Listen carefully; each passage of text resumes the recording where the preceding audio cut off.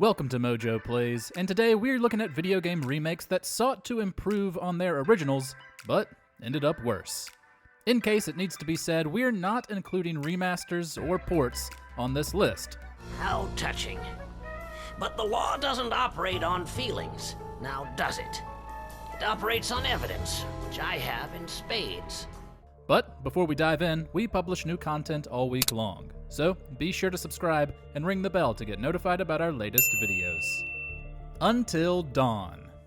First off, I gotta say, I'm super excited to welcome all my pals back to the annual Blackwood Winter Getaway. Until Dawn is the type of game that didn't really need a remake, especially less than a decade after the original game came out.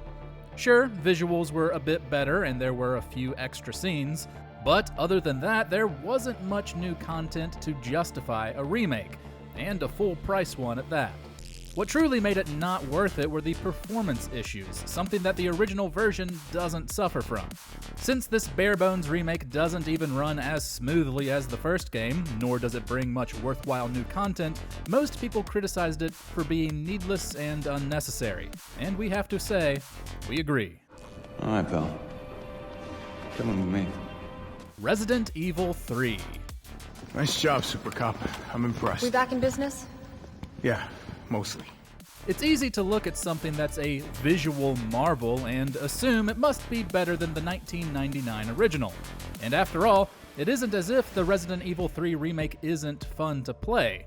But when comparing which version offers the fullest experience, it definitely falls short. That's because, for whatever reason, Capcom decided to remove a significant portion from the campaign, making it end far too quickly.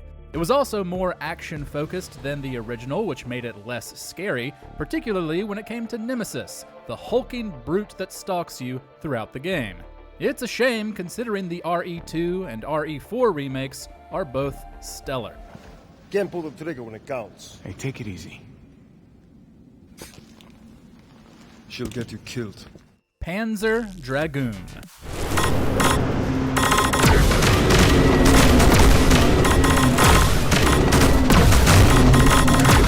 In 2020, Sega attempted a small revival for Panzer Dragoon, a critical darling but poor seller, with a remake of the first game. Unfortunately, it wasn't the glorious return many fans may have been hoping for. Simply put, not enough was done to make this one stand out. Sega clearly only put in modest efforts. The visuals, while updated, were still outdated. There were some new optional controls that no one really seemed to care for, and despite being a remake, there was no real expansion or innovation on levels or mechanics to give it that wow factor, to make new players want to pick it up. The original is a cult classic, and its remake seems destined to be forgotten. Diddy Kong Racing DS.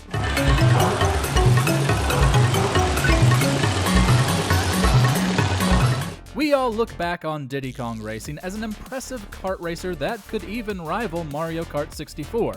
Its remake, though? Yeah, not many fond memories there. On paper, it should have been great.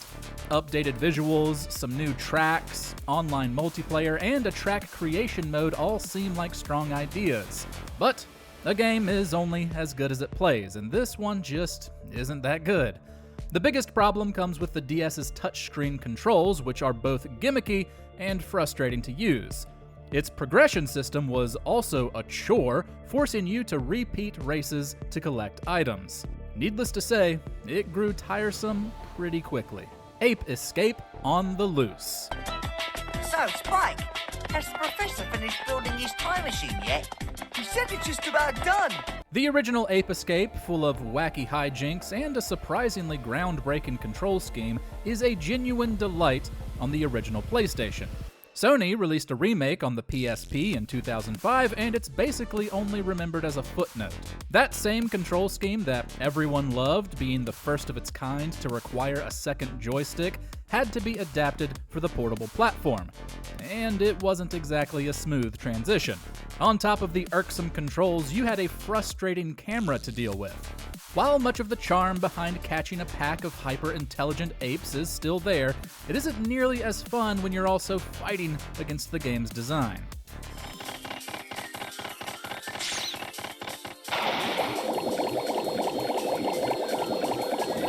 Secret of Mana. Can you hear me? Calm down and study the enemy's movements to look for an opening! Despite some minor flaws, the original Secret of Mana is still one of the best RPGs on the Super Nintendo, with great world building and a well-implemented co-op feature. Unfortunately, the 2018 remake not only failed to improve on anything of the original, it also came with its own set of flaws to add to the mix. The new 3D models and character animations were lifeless compared to the original's delightful sprites. And since Square Enix didn't do much of anything to update the controls or mechanics, it definitely showed its age. It's much more worth it to just play the original if you have the means. No, not this.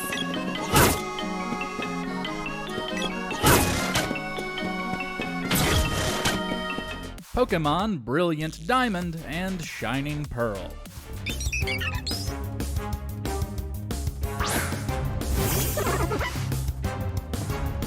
There was a time when Pokémon Remakes instantly became the definitive ways to play.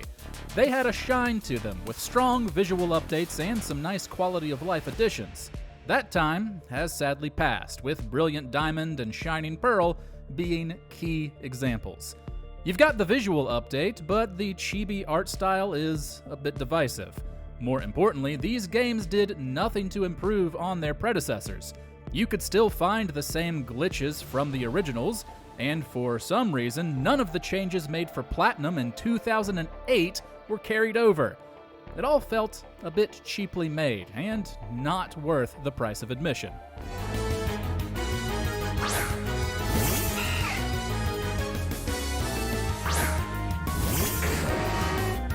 Teenage Mutant Ninja Turtles, Turtles in Time, Reshelled.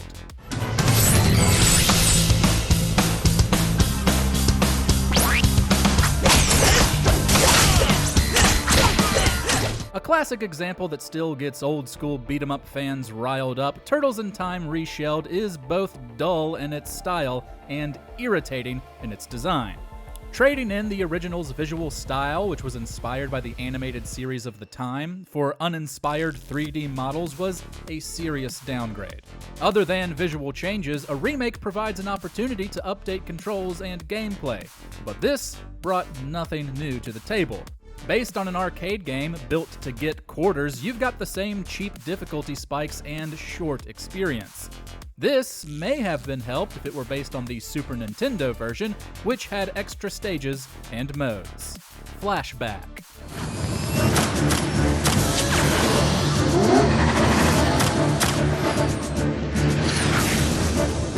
The original Flashback, released in 1992, was an innovative cinematic platformer with some strong use of rotoscope animation and an engaging sci-fi plot. The remake, released in 2013, loses everything that made it special. Gone is the unique style sucking you into the mystery. It's replaced by a generic action-adventure palette that loses all sense of personality. In fact, everything about this game could be described as generic, from its bland story changes to its mediocre mechanics. Add in some frustrating bugs, and there was really no reason to pick up this remake, unless you wanted to play the original, which this at least came bundled with. 13. How are you feeling? Still no memory? I found this key in your pocket. Ever heard of Winslow Bank? Like Turtles in Time Reshelled and Flashback, the loss of a unique art style, here cel-shaded, makes for a severe lack in personality. But in 13, things get much worse. The game launched with a ton of bugs, both in technical performance and audio, with the PC version getting the worst of it. These issues were elevated by controls that were stiff and clunky, making it tough to find any level of enjoyment. The reaction was so negative that the developer and publisher released a public apology. And 2 years later, a separate developer released an update for the game with a multitude of changes. While some improvements were made, gameplay and controls were still average. It seems it wasn't worth the trouble. What good's a lawyer when you can't remember a thing? What video game remakes left you disappointed? Share your thoughts in the comments, and we'll see you next time.